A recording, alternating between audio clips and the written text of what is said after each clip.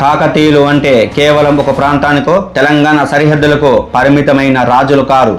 కోస్తా, రాయలసీమ, తెలంగాణ ఇలా నలుమూలలను విస్తరించిన సమగ్ర తెలుగు జాతికి సార్వభౌమాధికారాన్ని ప్రసాదించిన తెలుగు రాజులు. ఓరుగల్లు రాజధానిగా పాలన ప్రారంభించినప్పటికీ కాకతీయులు ఆలోచన ఆశయం ఎప్పుడు విశాలమైన తెలుగు నేల ఏకీకరణపైనే ఉండేది. ప్రతాప రుద్రుడు, గణపతి దేవుడు, రాణి రుద్రమదేవి అంతా తెలుగు భాషకు సంస్కృతికి పట్టం కట్టారు. గణపతి దేవుని కాలంలో కాకతీయ సామ్రాజ్యం సముద్ర తీరం వరకు విస్తరించింది. దివిసీమ, బెజవాడ, నెల్లూరు, గుంటూరు, ప్రకాశం ప్రాంతాలు కాకతీయుల పాలనలోకి వచ్చాయి. తెలుగు మాట్లాడే ప్రతి ప్రాంతాన్ని ఒకే ఛత్రం కిందకు తెచ్చిన ఘనత వీరిదే.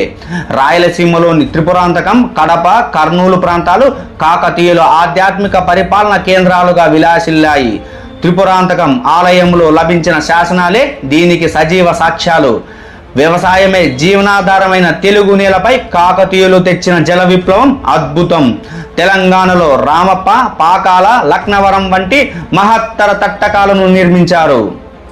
అదే సమయంలో నేటి ఆంధ్రప్రదేశ్లోని ప్రకాశం జిల్లాలో ప్రసిద్ధ కంబం చెరువు, త్రిపురాంతకం చెరువు, బాపట్లలోని సంతారావూరు చెరువులను తవ్వించి కోస్తా, రాయలసీమ భూములను సస్యశ్యామలం చేశారు.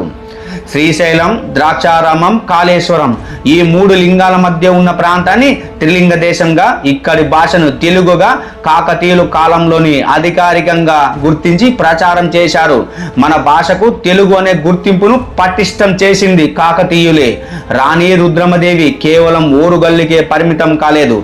ఆమె పాలనలో విదేశీ యాత్రికుడు మార్కోపోలో మెట్టుపల్లి రేవును సందర్శించి కాకతీయుల ఓడరేవుల వైభవాన్ని, రుద్రమదేవి శౌర్యాన్ని ప్రపంచానికి చాటాడు. కోస్తాంధ్రలోని మెట్టుపల్లి రేవు ద్వారా అంతర్జాతీయ వ్యాపారాన్ని ప్రోత్సహించి వర్తకులకు అభయ శాసనం ఇచ్చి తెలుగు నేల ఆర్థిక ప్రగతికి బాటలు వేశారు కాకతీయులు.